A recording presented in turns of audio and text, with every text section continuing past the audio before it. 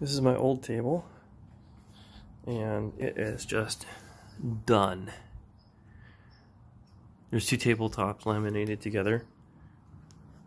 I believe it's 1 inch thick pine, and I wanted a thicker tabletop, so I laminated two tops together to get a thicker top, because that's what the hardware store carries generally, is 1 inch thick glue laminated pine tabletops.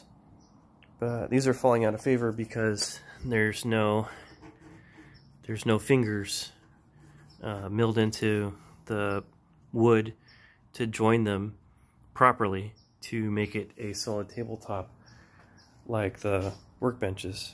The workbenches have actual, where is it? I don't know if we can find a finger joint, but the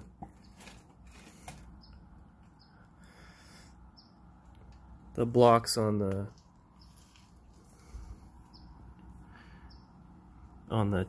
actual workbenches are actually laminated together very well.